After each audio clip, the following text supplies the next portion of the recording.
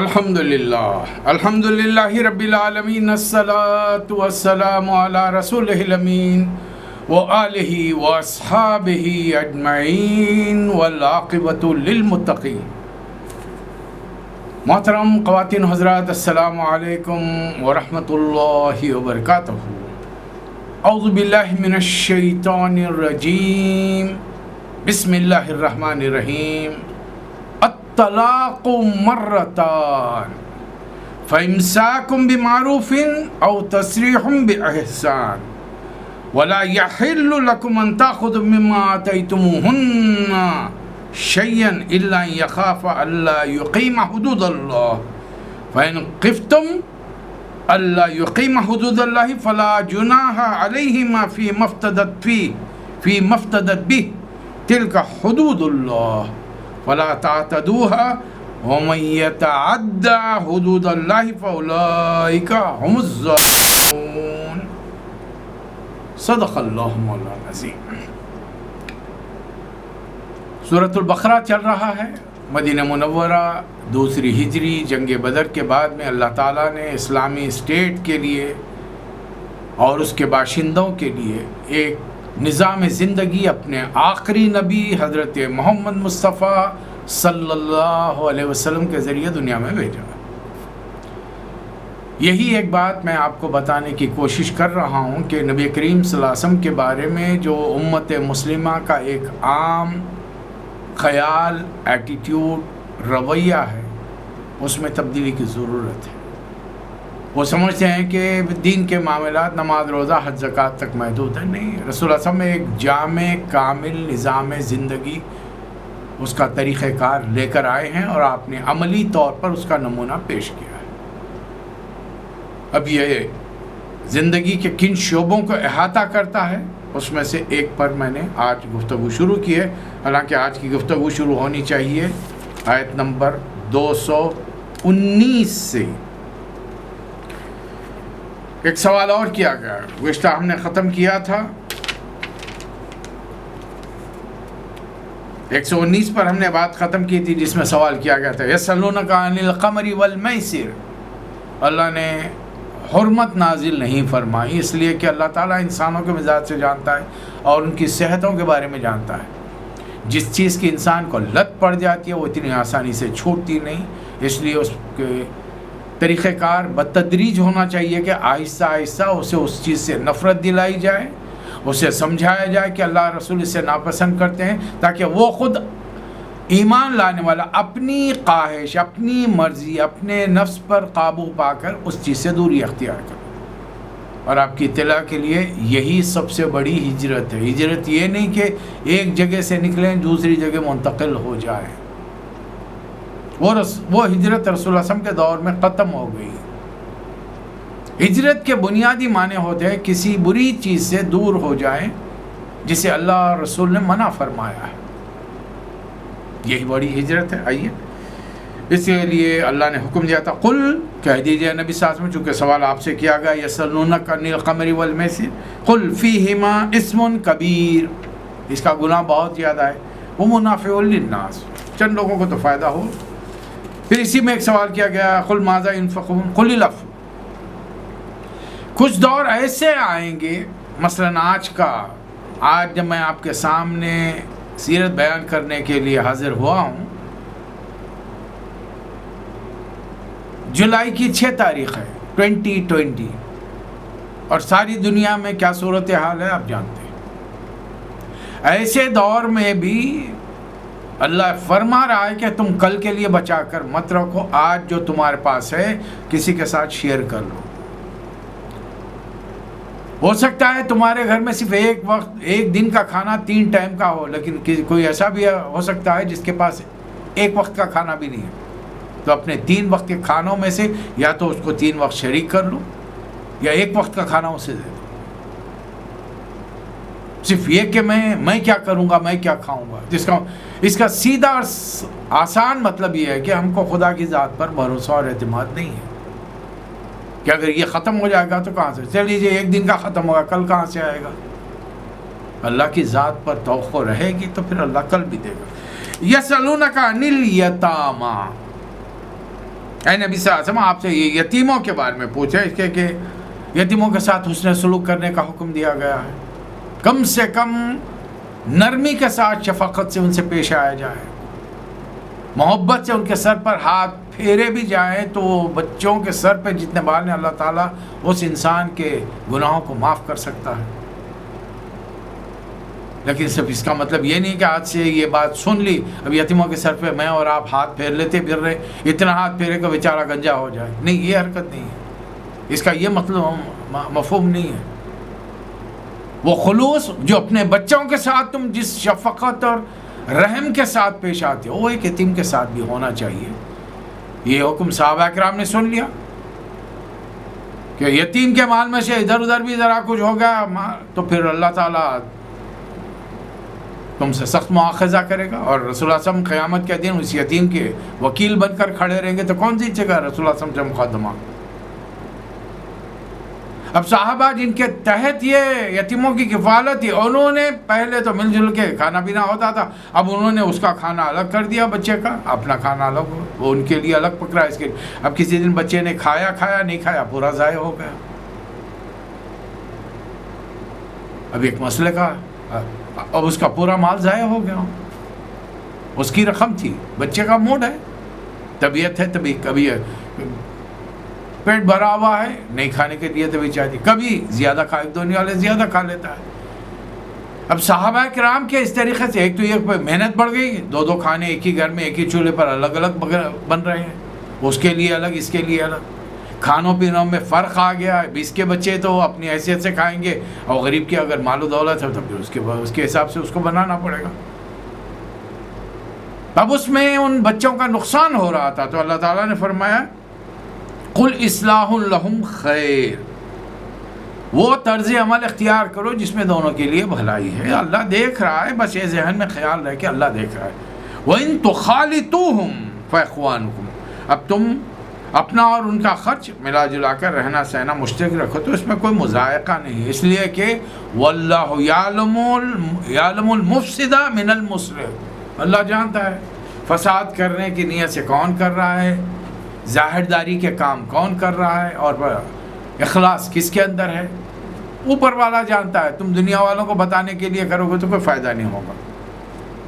اللہ چاہتا تو یہی تمہارا جو رویہ اب تم نے نیا سسٹم اپنایا اس کا الگ پکڑا تمہاری مشکلات میں ڈال سکتا تھا، لیکن اللہ چاہتا ہے کہ نہیں، تم اپنے رویے میں تبدیلی پیش کر لو، پیدا کر لو، اور یہ رویے کی تبدیلی صرف تم میں نہیں، تمہارے پورے گھر والوں میں، بیوی میں، بچوں میں، اس یتیم بچے کے ساتھ پورے لوگ گھر کے شفقت کے ساتھ سلوک کریں گے، ہمارے بچے اس کو اپنا بھائی سمجھ کر اس کے ساتھ زندگی گزاریں گے، کھیلیں گے کودیں گے، ہماری بیوی ہماری گھر والی اس کو اپنا بچہ سمجھ کر اسی کے ساتھ معاملہ کرے گی۔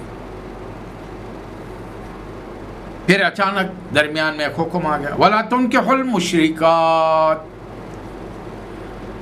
مشرک عورتوں سے نکاح مت کرو، حتیٰ یؤمننا، ہاں وہ ایمان لاتی ہیں تو اہل نصر، کوئی مسئلہ نہیں ہے، اس لیے کہ ایک مشرک عورت کتنی حسین، اعلیٰ حسب نسب، مالدار خاندان، بڑے گھرانے کی کیوں نہ، اللہ کے نزدیک اس کی اہمیت نہیں ہے، اللہ کے نزدیک اہمیت ہے وَلَأَمَةٌ مُؤْمِنَةٌ خَيْرٌ مِّن مُشْرِكَةٍ وَلَوْ أَعْجَبَتْكُمْ، ایک مومن کنیز لونڈی بہتر ہے ایک مشرک عورت سے، چاہے وہ کتنی تم کو بھائی ہوگی، اس کی خوبصورتی، اس کا حسن و جمال، اس کا خاندان، حسب نسب، اس کی دولت، بہت ساری چیزیں انسان کو اٹریکٹ کرتی ہیں، اسی لیے تو رسول اللہ صلی اللہ علیہ وسلم نے فرمایا انسان شادی کرتا ہے حسب نسب کی بنیاد پر، حسن و جمال کی بنیاد پر، دولت کی بنیاد پر، تم نکاح کرو دین کی بنیاد پر، لڑکی گھر آ کر میرے ماں باپ کے ساتھ اپنے ماں باپ سمجھ کے رہے گی،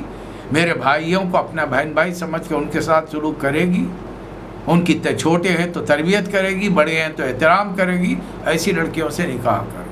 اور لڑکی والے دیکھیں کہ دیندار ہے، آمدنی کا سوچیے مت، اس لیے کہ ہو سکتا ہے وہ دیندار گھر میں آ جائے، آپ کے بیٹی اس کے زواج میں چلے جائے تو اللہ تعالیٰ اس کی برکت سے اس کی آمدنی کو بڑھا دے۔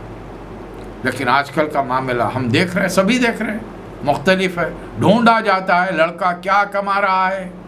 4 فیگرز میں سیلری ہے نہیں ہے, گلف میں ہے تو 5 فیگرز میں ہے نہیں ہے, ذاتی مکان ہے نہیں ہے, کہاں پر کس ایریے میں پاش ایریے میں فلیٹ ہے, جائیداد کتنی ہے, بینک بیلنس کتنا ہے. چاہے وہ بظاہر سامنے میں دکھنے میں بڑا سیدھا سادہ نوجوان دکھے, لیکن بعد میں پتہ چلا کہ شراب کا رسیا ہے, سگریٹ دھنکتے رہتا ہے. اب وہ سگریٹ ہماری بیٹی ہماری بہن کے ساتھ کیا رویہ کرے گا, اس کی صحت کو کتنا متاثر کرے گا. اور نکاح ہو کے جانے کے بعد میں وہ 4 دن میں تو چھوڑ کے ان معمولی چیزوں کو پر اعتراض کر کے تو آ نہیں سکتے. اور یہ چیزیں 1-2 دن میں چھوٹنے والی بھی نہیں ہیں.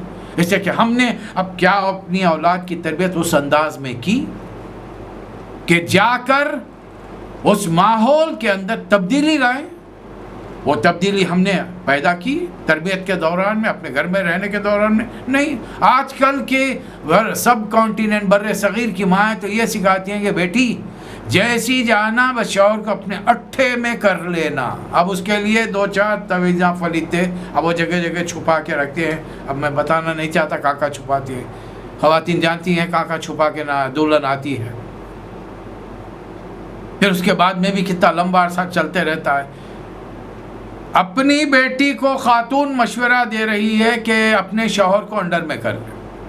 اچھا اسی گھر میں بیٹے کی شادی کر کے لائیں گی تو بیٹا اگر اتفاق سے کسی دن دفتر سے آ کر کام سے آ کر سیدھا اپنے حجرے میں گھس جائے تو چلیے اس پر ایک ٹیگ لگ جائے گا کہ زن مرید ہے, جورو کا غلام ہے, کمبخت ماں کو بہنوں کو بھول گیا, جوان بہنیں گھر میں بیٹھی ہیں اور آتی کمرے میں گھس گیا. اچھا اسی گھر میں داماد اور بیٹی چند دن رہنے کے لیے آئے تو ماں بیٹی کو پکا رہی ہے, لیکن اسے یہ سب چھوڑ دے, میں دیکھ لوں گی, تو جا اپنے شوہر کے. یہ دوغلا رویہ ہمارے خاندانوں کے اندر دراڑ پیدا کر رہا ہے. آج دیکھ لیجئے سب کانٹیننٹ انڈیا, پاکستان, بنگلہ دیش میں ہمارے عائلی زندگی کا, فیملی لائف کا کیا حال ہو چکا ہے. پھر اللہ تعالی ہم مردوں کو بھی حکم دے رہا ہے. مردوں کو تو حکم دیا مشرک عورتوں سے نکاح مت کرو.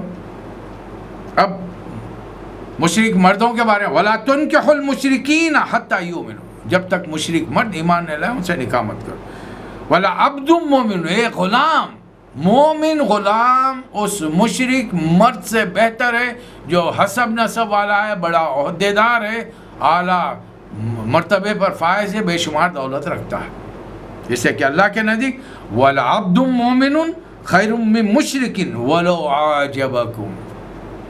مسخط کی سرزمین پر ایک مسلمان گھرانے میں ماں باپ ضعیف ریٹائرڈ ہو کے آ کے بیٹھے ہیں, بیٹی نے غیر مسلم سے نکاح کیا ہے, مشرکہ مرد سے, اور بیٹے نے غیر مسلم عورت سے نکاح کیا, مشرک عورت سے. اور کہتے ہیں کہ بس مرضی پسند کا معاملہ ہے, اب وہ دونوں مل کے رہ رہے تو ہم کیا کر سکتے ہیں. ٹھیک ہے دنیا میں تو گزر بسر ہو جائے گی. سوال یہ ہے دنیا کے اندر بھی تمہارے نسلوں کا کیا ہوگا.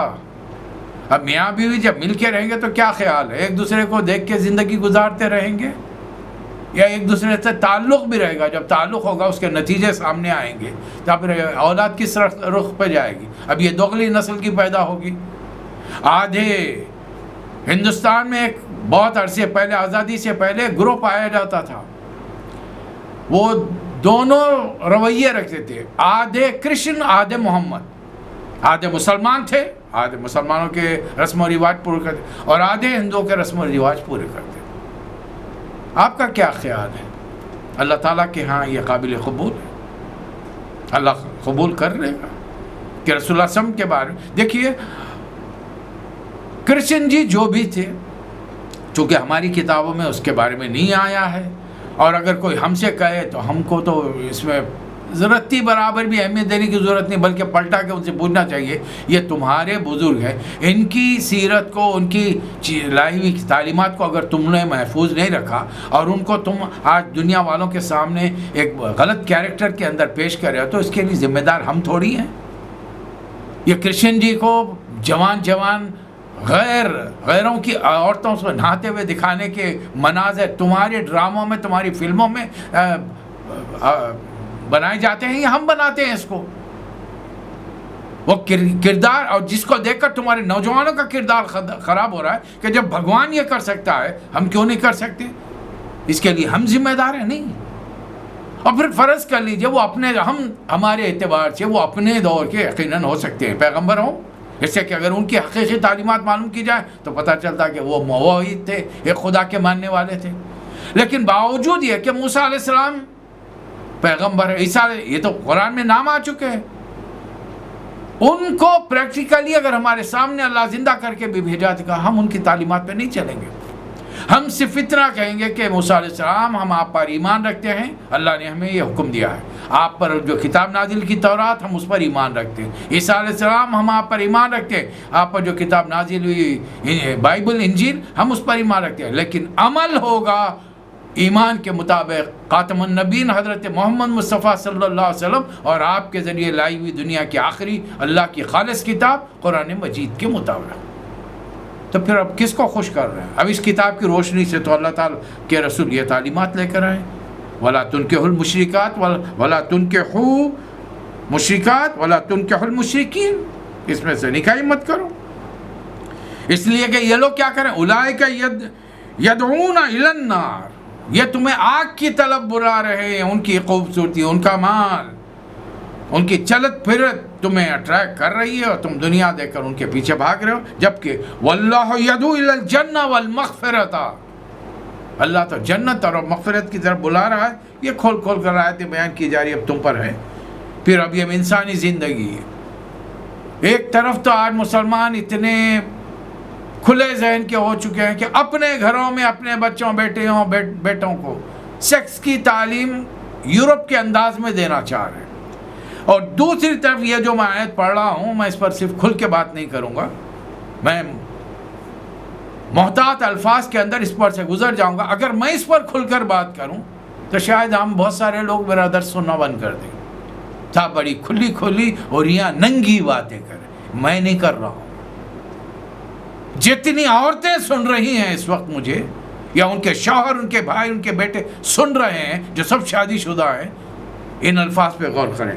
وَيَسْأَلُونَكَ عَنِ الْمَحِيضِ، یہ آپ سے عورت کی ایک خاص حالت کے بارے میں پوچھ رہے ہیں. کیا کرنا چاہیے؟ شادی شدہ مرد، اس کی بیوی اگر اس حالت میں آ جائے کیا کرنا چاہیے؟ شادی ہو کے بھی 4 دن نہیں ہوئے ہیں، اچانک عورت کے ساتھ یہ معاملہ پیش آیا، کیا کرنا چاہیے؟ دوسری قومیں جو اس وقت دنیا میں موجود ہیں، عورت کو انتہائی ذلیل کر کے گھر کے خاص علاقوں میں کمروں میں گھسنے دیتے. بلکہ کچھ عرصہ پہلے تو ہوتا یہ تھا کہ گھر کے باہر ایک چھوٹی سی کٹیا بنا دیتے تھے. یہ رویہ موسیٰ علیہ السلام کی امتیوں کا بھی ہے، اور وہاں پر وشنو، کرشنا، رام چندر جی کے ماننے والوں کا بھی یہی رویہ ہے کہ اس دور میں عورت پلید ہے، گندی ہے، نجس ہے، اس کو چھونا بھی نہیں چاہیے، اگر وہ چھو لے تو غسل کرنا چاہیے. بتائیے.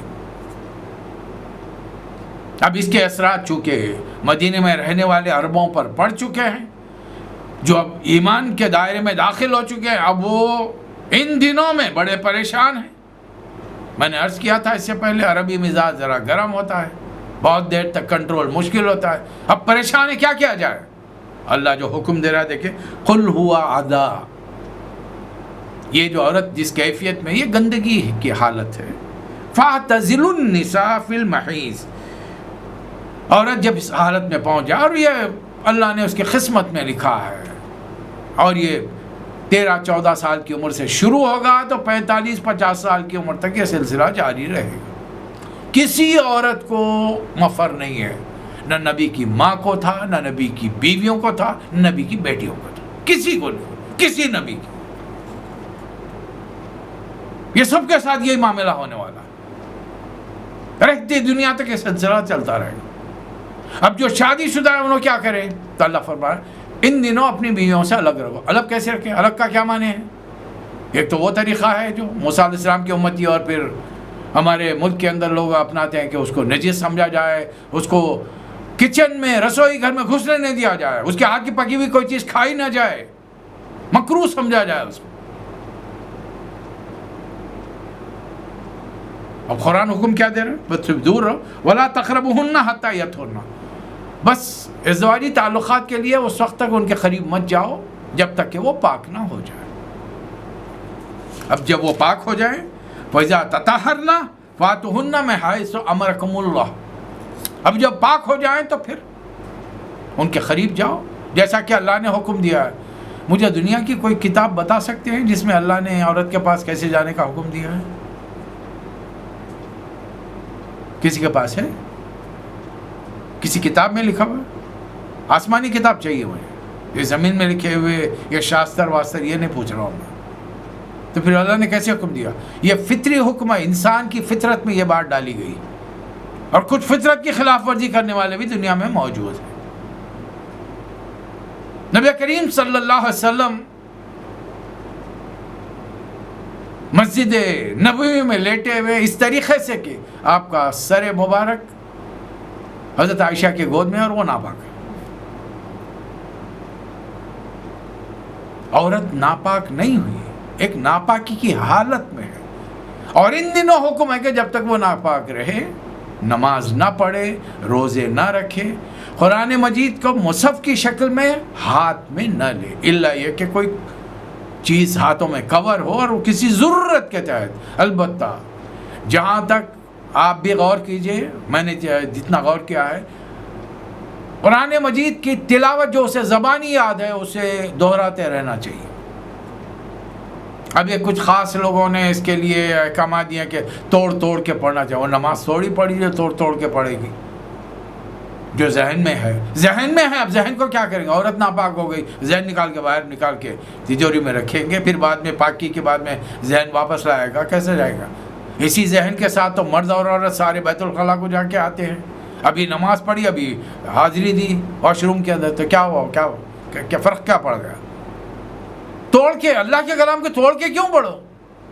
تقربوہن، یہ قرآن پڑھنے کا انداز ہے. ایک ایک لفظ کو الگ الگ کر کے پڑھے، کیوں پڑھے بھائی؟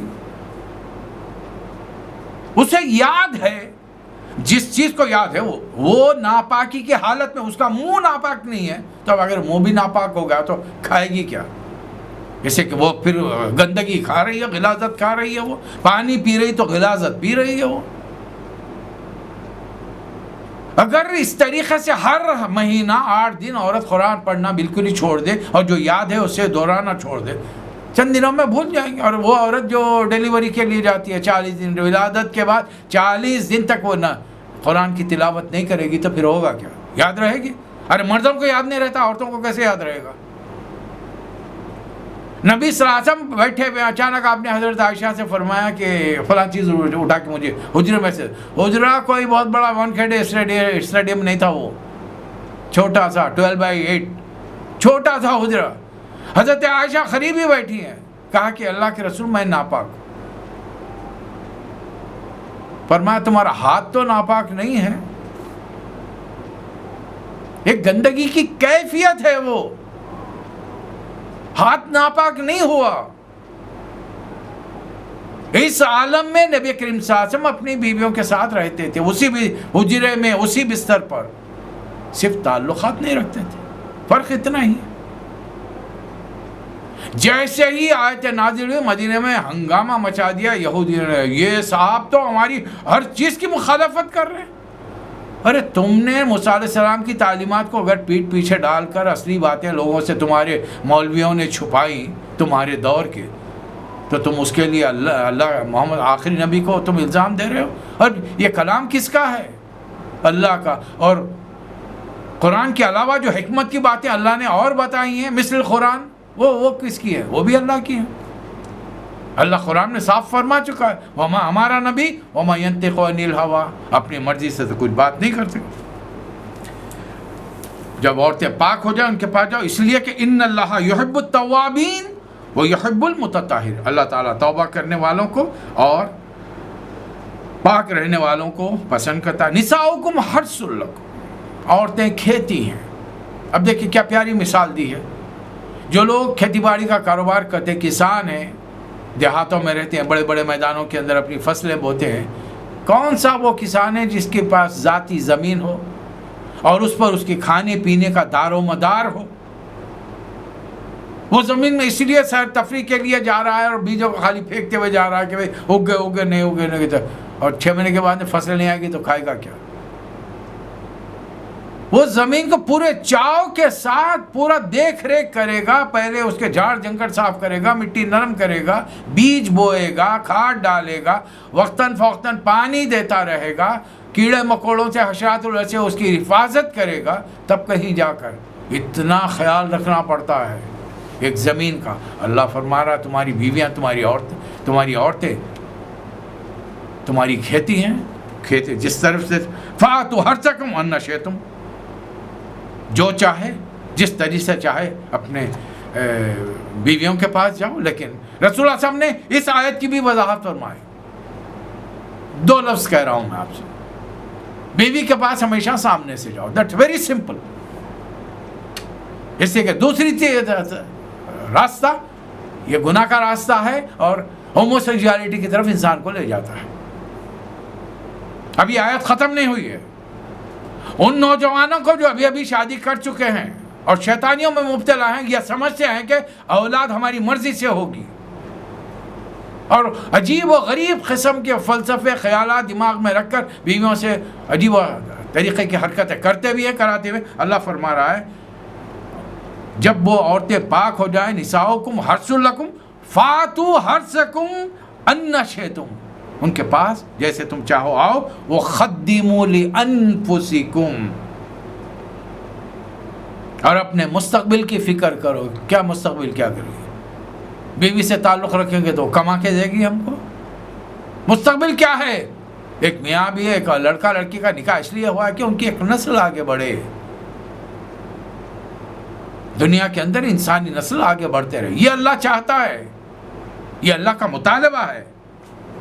واتقوا, ابھی آیت ختم نہیں. اللہ سے ڈرتے رہو, اس کی ناراضگی سے بچو. وَاعْلَمُوا أَنَّكُمْ مُلَاقُوهُ, جان لو تم اللہ سے ملنے والے ہو. وَبَشِّرِ الْمُؤْمِنِينَ, اور جو ان آیات پر عمل کرے گا اللہ تعالیٰ ایسے ایمان والوں کے لیے خوشخبری دینے کے لیے بات کرتا ہے.